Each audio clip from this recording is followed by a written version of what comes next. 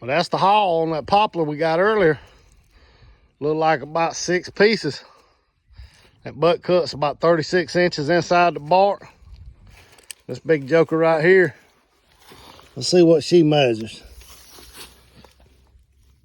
Outside the bark's 34, so we're gonna lose an inch on either side. It's about 32 inches.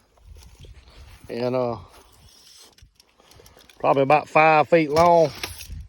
Let's see what we got. Oh yeah, a little over 5 feet. I know you think I'm lying. Look at that tape measure. That says 5 feet all day long.